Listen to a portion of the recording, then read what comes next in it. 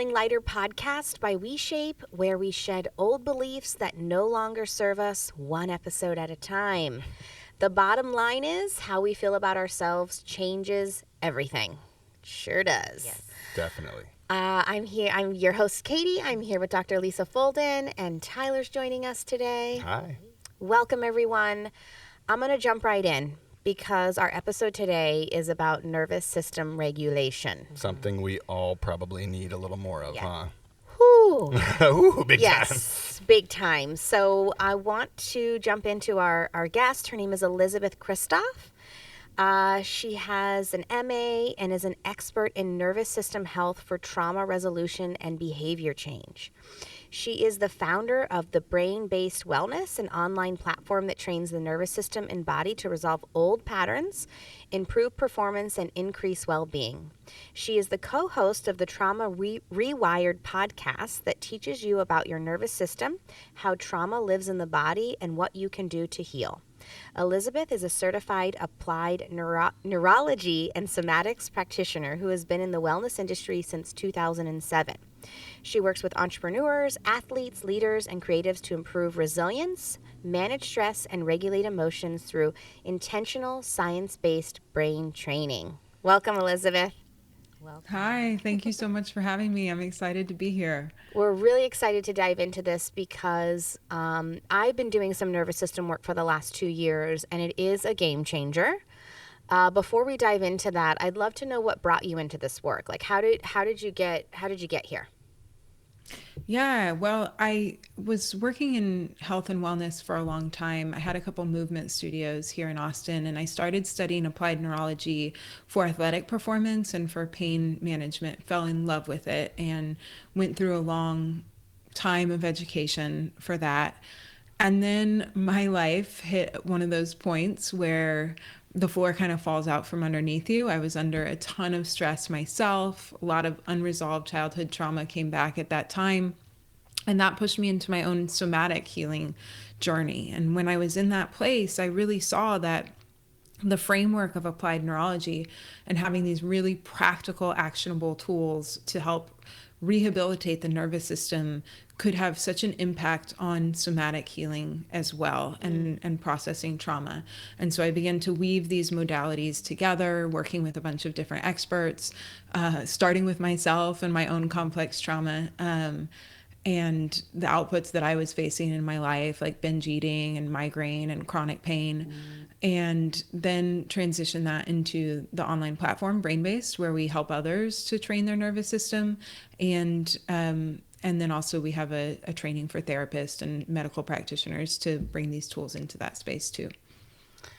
Wow. I mean, a lot of the guests that I like to bring on the podcasts are touching on things that I consider like root things, right? Like not surface level stuff that are tips and tricks to get us to blah, blah, blah. It's more around like, what is like a root thing embodied in our mind and in our body that can make big shifts? So I want to start by asking, what is neurosomatic intelligence? You mentioned that, and I'd love to understand that better. Yeah, so neurosomatic intelligence is really when we have the ability to recognize, first of all, we have an awareness that we have a nervous system, and that is our operating system.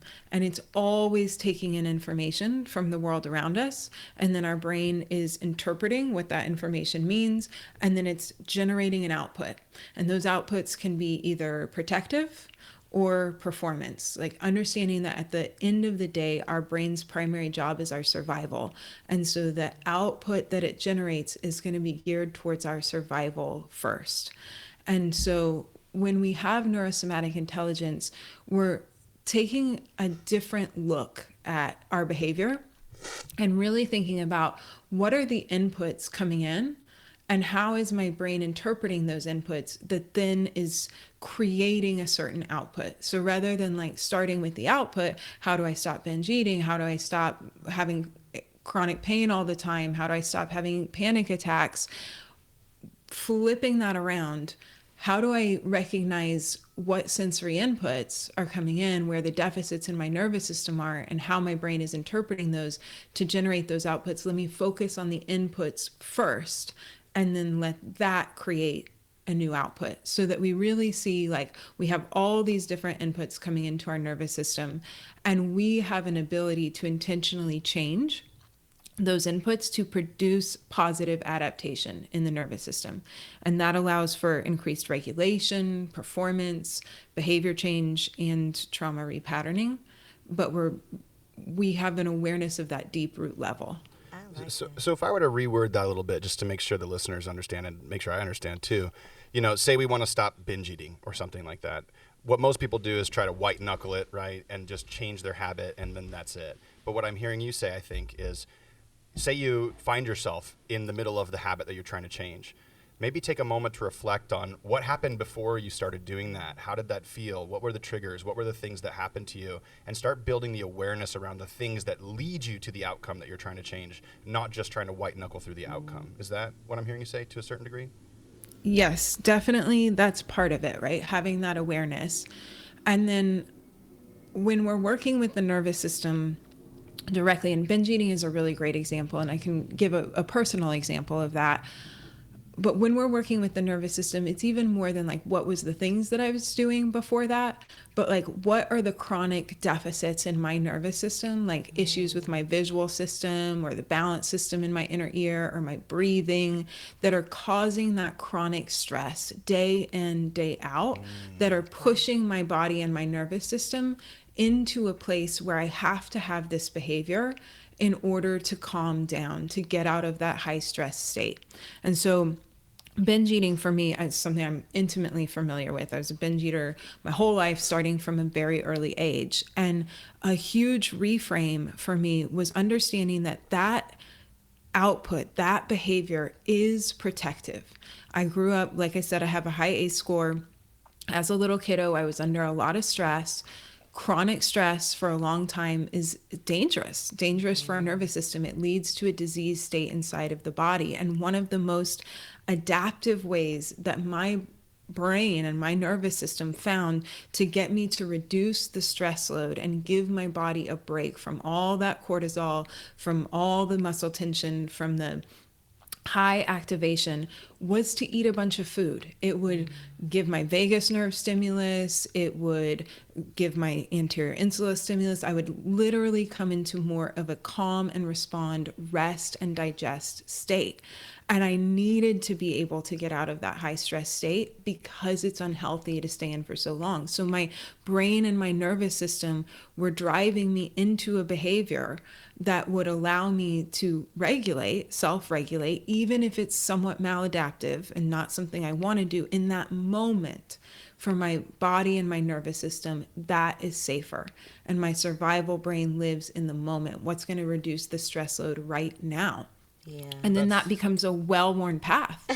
That is, I mean, just my mind's like, boom, just Yeah. exploding. I think, again, I'm hearing you say that, correct me if I'm wrong, do you view people's habits that they don't want to do as a way to regulate the nervous system, right? Is everything that we're doing, whether it's binge eating or overworking or anything like that, this is just our own way of regulating ourselves based on unresolved trauma and unresolved ability to calm the nervous system? Yeah, I really do. I Basically. Yeah. Ooh, that's going to take an I episode. like mean, that. Everything that we experience in our life is, we take in that experience from our nervous system and from our brain. Everything we experience, feel, think, it's because we have a brain and a nervous system. And again, these at a deep level are survival oriented first. And I'm talking about the autonomic nervous system, the brainstem, the parts that are below the level of your consciousness. And so even though a lot of these behaviors, drinking or cannabis use or eating a bunch of food or social media scrolling to numb out, it's not that those may not align with our long-term goals or what we cognitively want for our life. But again, in that moment, it does provide us with stress relief and regulation, even if it's not necessarily what we think we want. I like that you say that, because I think that reduces some of the stigma around some of the behaviors. Totally. Because it's like we're trying to survive. And I engage with people when we're talking about like emotional eating, and they're like, oh, I was just, so stressed and I have to stop doing that. And sometimes I'm like, I mean, you were just trying to cope. Like it was the kindest thing you could think of, or could your body could come up with in that moment to help you get through that scenario. I want to go back because you talked about ACEs, and I'm very familiar with ACEs. My practice is very trauma informed, and I believe trauma is really important to be aware of, so that especially if you're working with people. But just in case the listeners aren't aware, can you just say what ACEs are and talk about like the relationship to ACEs and trauma, and how it helps you do the work that you do in working through all of that unresolved stuff that all of us have? Yeah, I've never heard of that before. Oh, great. I'm so glad you brought that up then. So ACE stands for Adverse Childhood Experience.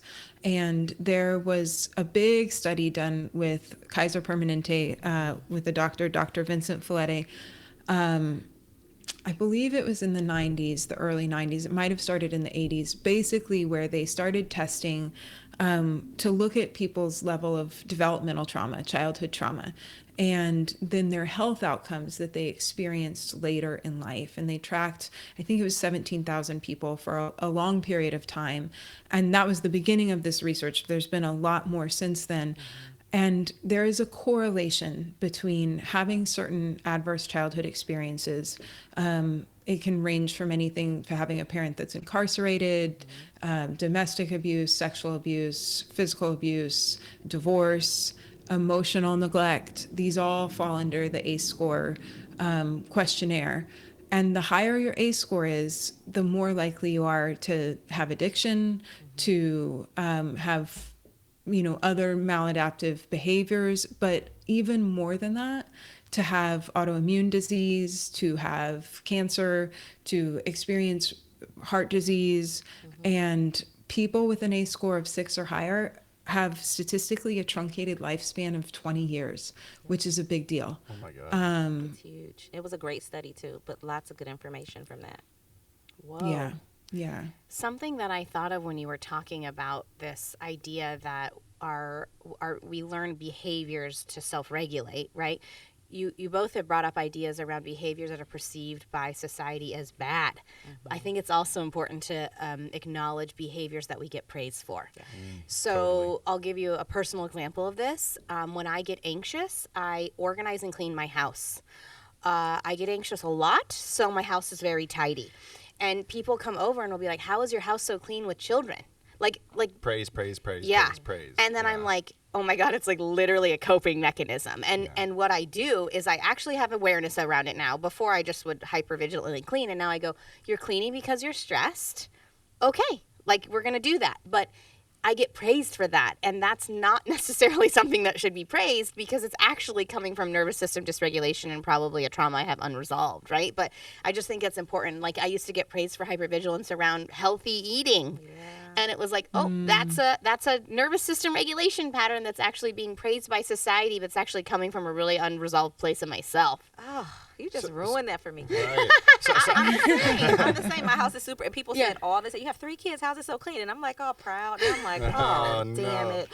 It's my neurotic tendencies because I'm so overly Totally. anxious, so I'm cleaning. Wow. So we've kind of So unpacked many- a little bit. Sorry about that, Lisa. This is okay. So we've kind of unpacked a little bit about kind of where people's habits are coming from, this dysregulation of the nervous system. Like, help us and the listeners understand, where do we start? How do we start connecting with our nervous system and recognizing these patterns or these states that we're in? And how do we maybe start to change that so that we don't have to worry about changing the behavior so much, but we just change the nervous system side of things? That's a great question, because I think a lot of this information can be real heavy, especially when we talk about ACE scores and understanding our own maladaptive behavior as a link to our nervous system. And it really helps to know that there are practical, actionable ways that you can work with the nervous system to create change. One of the most important things to remember is that we are neuroplastic beings. Our brain and our nervous system are always responding to the stimulus that's coming in and always adapting. And so neuroplasticity, we say on the site a lot, is the science of hope, because it tells us that we're never done changing. When we understand how the system works, then we have some agency over the stimulus that's coming in so that we can start to drive that change in a positive direction to create the outputs that we want to experience. We can move on that spectrum from protective to performance, to being able to be embodied, to being able to be present with other people, to not having to clean our house if we're really super stressed out, which is okay. But not if it means that we're adding to a stress load that's never getting resolved in our body. And that perfectionism, yeah, absolutely can be a trauma response. So a lot of what we do on the brain-based site is teach people practical neural exercises that you use to begin to rehabilitate these different input systems. Stuff for your eyes, stuff for the balance system in your inner ear, body mapping. And you just make it a daily practice of working with your nervous system to provide it some positive stimulus and help it create that change in the direction that it wants. And it doesn't need to be a lot. It can be as little as like 3 to 5 minutes a day, just like you would brush your teeth every day, or you would want to get some movement every day. It's just a nervous system hygiene practice. And as we start to incorporate that in, we get capacity. We get capacity in our nervous system to start to handle the stress of the world without moving into the same responses over and over again. That's beautiful. Do you mind sharing like one simple thing that somebody could try? Yeah, so I'll do a very simple tool and know that there's lots and lots of tools, and everybody has to assess and reassess what works for their own unique nervous system. But one really simple tool that works for a lot of people on the site is actually tongue movement. So our vagus nerve innervates our tongue. And when we get tongue movement, we're stimulating the vagus nerve, and that often helps people to calm down. So you would want to do an assessment first, like just test a range of motion, or you could test your vocal tone so that we know that this is stimulus that's moving your nervous system in a positive direction, because everybody's nervous system is different and unique. That's always really important to remember.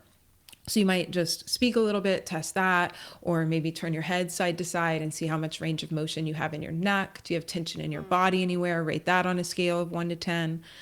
And then we're just going to take our tongue over our teeth but under our lips and make some big, slow circles. So you want to keep your mouth closed, circle your tongue over your teeth, and try to reach a further back molar each time. And I would do like 5 circles in each direction. See if you can really feel the sensation of that too. Feel your tongue on your teeth and just circle it as big as you can 5 times. Go the other direction 5 times. And then stop. Take a breath in, take a nice, long, slow exhale, give your system a beat to adapt to that.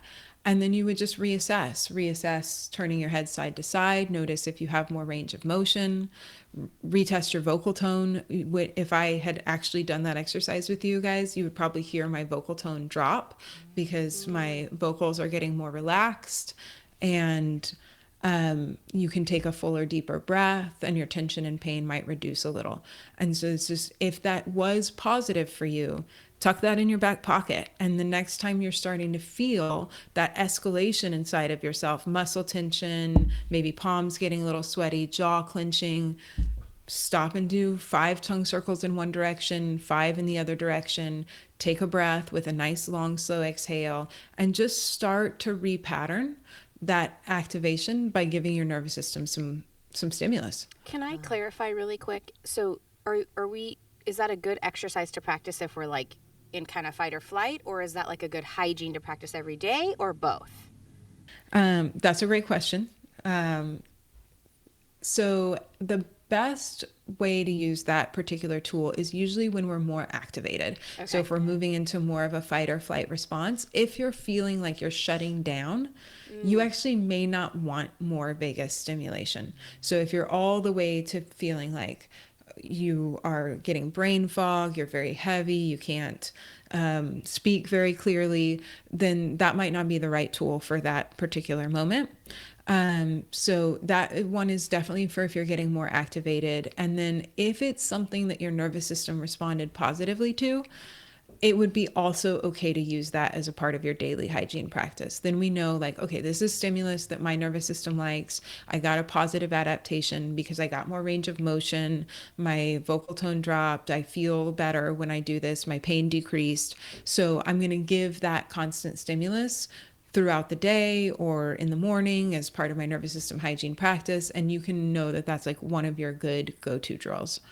So kind of play with it a little bit. What I love about what you're saying here, and I don't want the listeners to glance over it, is you're encouraging people to test, retest, and make sure that this is an appropriate drill or movement or technique for them to actually regulate the nervous system. And so if listeners are listening, when we're talking about range of motion tests, like Elizabeth's saying, you can bring your ear to your shoulder and look in the mirror and say, how much range of motion do I have? That you do the drill, and if you feel like you have more range of motion, then it's a sign that your nervous system has gone into a more relaxed state because the muscles are more relaxed. You can do this by bending forward and reaching to touch your toes is another good example of this. But I just love that test retest method because it's going to give you a sense of like, there's probably a few of these that are going to impact you really meaningfully, and there's probably a few of these that aren't going to work all that well for you. And if you just do the ones that somebody tells you to do without getting that actual nervous system feedback, you might be just wasting your time and efforts.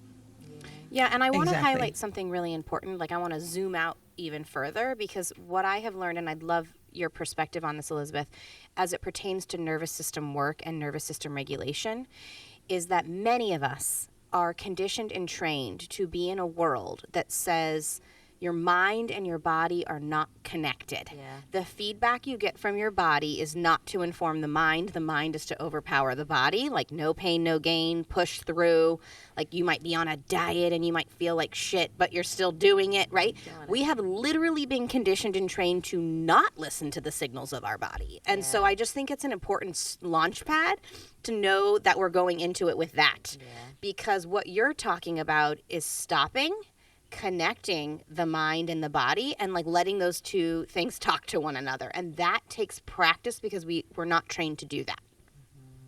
It really does. And it can be difficult at first to feel those sensations from the body, especially because we do live in a culture that disconnects us from our body or teaches us to push through. Also, if we're someone who has a high level of dissociation, disconnect from the body that we started to learn probably pretty early in life, kept us safe.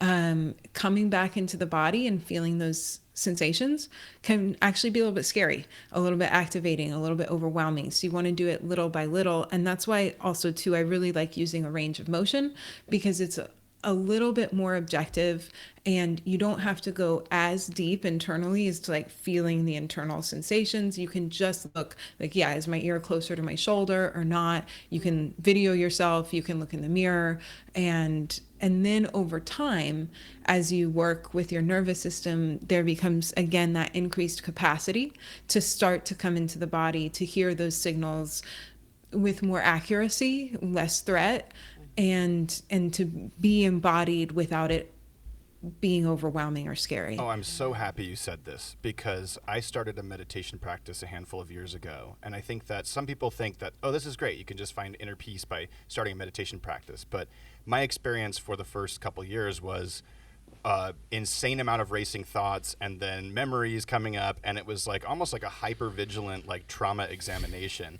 And I feel like it worked out for me somewhat in the long run because I was consistent with it. But I could see how a lot of people would just connect with their bodies and just immediately be like, I don't want to go here. They don't even know why. And I think that's so important to mention that creating safety and peeling back the onion one safe layer at a time is so important. Because if we just go straight to the wound that's really deep, there's a good chance that it might actually activate the nervous system more and put you into a much worse state. Has that been your experience with people? Yeah, I see it with clients a lot, and especially when you're working with folks that have complex trauma. Meditation is really powerful. It's a really powerful tool, and it can also have really powerful outputs that come with that from people who are not used to being in the body, and they learned at an early age as an adaptive response to disconnect from their body, and it can feel very, very unsafe. And so I see a lot of people when they start a meditation practice and they go too much, too fast, too soon into that, there is long periods of insomnia there's flashbacks, there's other protective outputs of the nervous system that they start to experience, like their pain actually increases or migraines start to increase.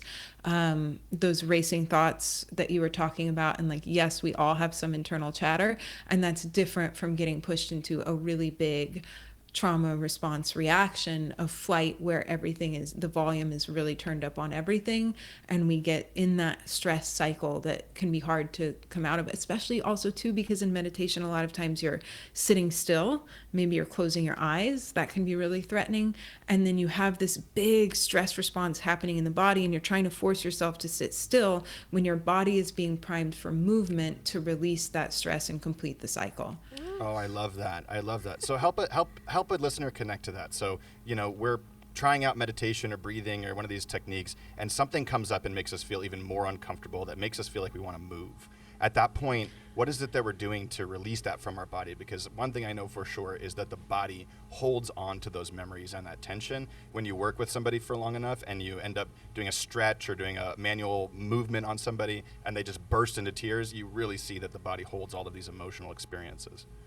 It sure does. So if that starts to come up for you, what I would suggest is listen to your body. If you feel like I need to get up and move, do it. One of the best things you can do is just stomp your feet. Our stress response actually also begins in our bones. There's a stress hormone that's released from the bones. And as we complete our stress cycle, the bones need impact and movement to give a signal to the body that, we've been preparing. Our stress response is preparing us to fight or to run in a real literal way. Yeah. And so when our bones get that impact and movement, it can send a signal to the brain that we are completing that stress cycle. We can come down out of that state.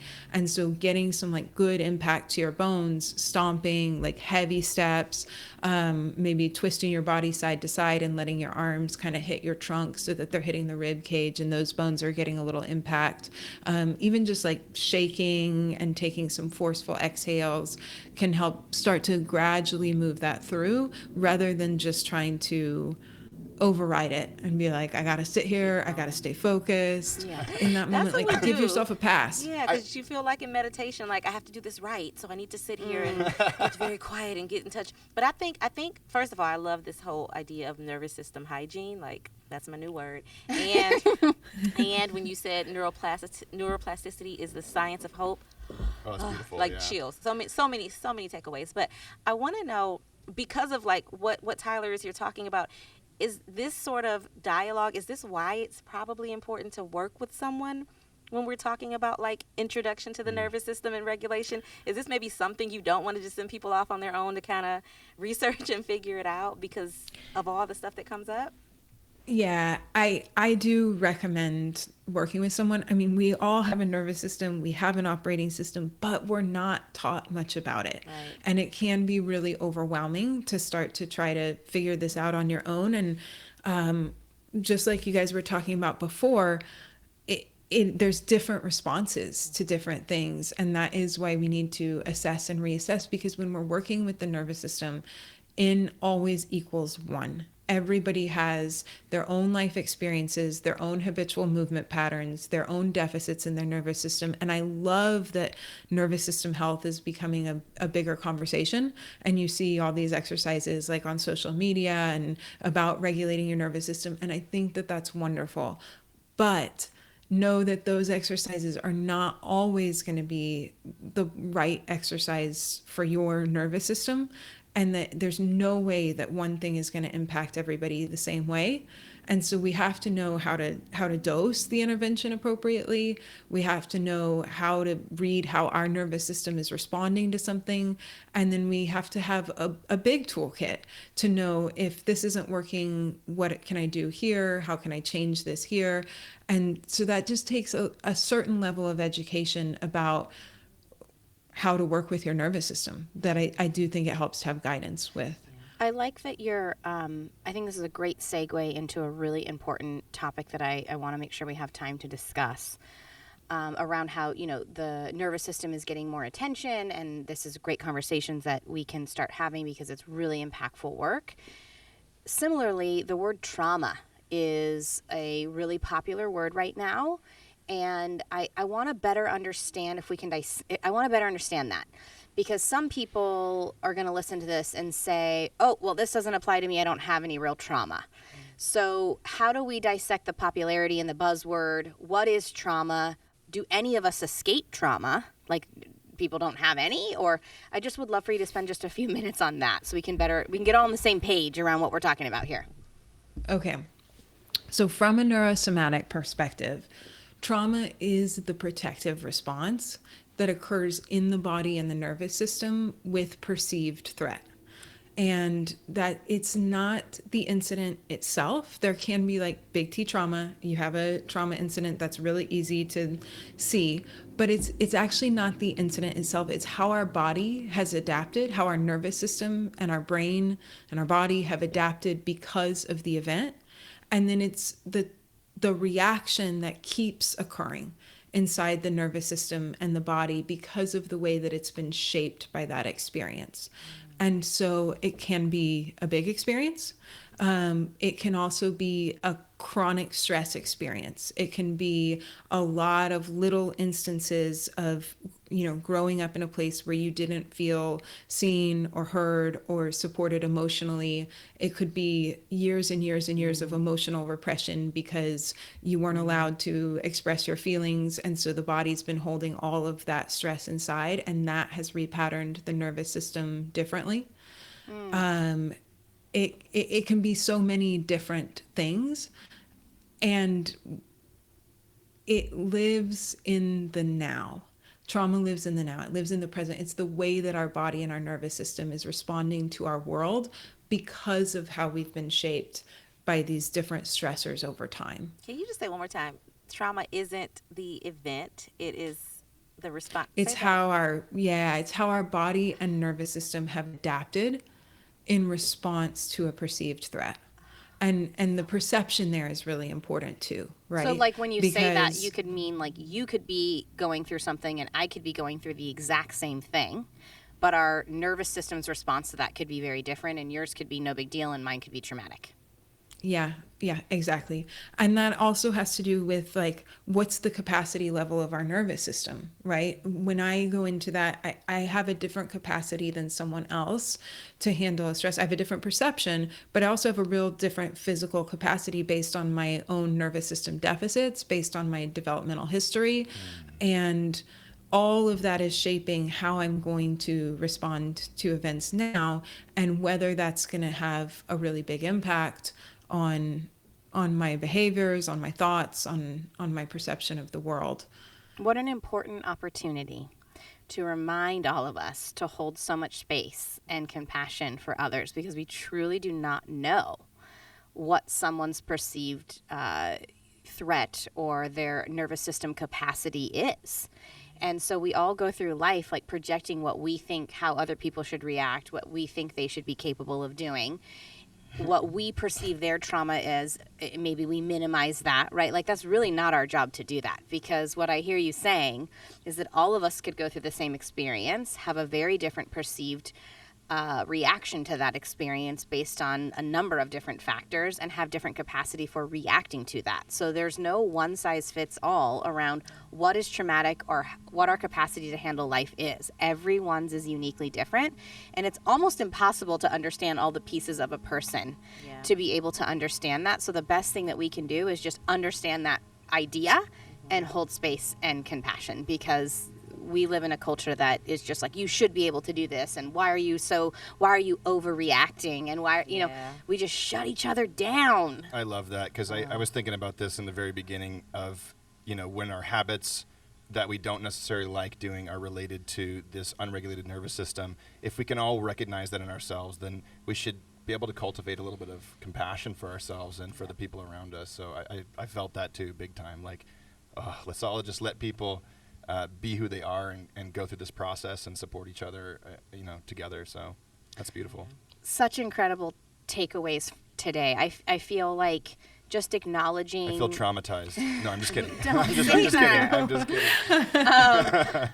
Just the idea. Please, I hope I didn't traumatize. Just the idea that our body holds such infinite wisdom to various experiences growing up, and just the notion that we can explore that a little bit further to get real kind of nervous system regulation, I think, is really important. And then also the idea of just holding space for one another to understand that nobody's life experience is the same, and we can't project onto others what we think they should be experiencing is really valuable. So before I let you go, we got to ask the big V-shaped question here, which is, what's an old belief that you have shed that has impacted your life in a really big way? I think the biggest belief that I have worked with is the idea that like I'm broken or damaged. You know, having a high score, having a lot of outputs of my nervous system. I have autoimmune and emotional reactivity. Have been diagnosed with many different mental health things throughout my life and as an adolescent. And so I carried that deep belief of being really broken, especially in terms of like relationship, being able to connect with other people and have intimate, healthy relationships. And as I have learned to work with my nervous system and process my emotions and increase my capacity, I have found a tremendous amount of hope in that, and also understanding that everything I was experiencing, it made so much sense, right? Like it was my body and my nervous system working to protect me in attachment, protect me in a physical sense as well, to keep me regulated, and that there was nothing wrong with me for the emotional reactions that I was having after years of repressed emotions and all those things. It was just my body and my nervous system doing the best that it could to keep me alive. And there's ways to work with the system so that I can have a new experience.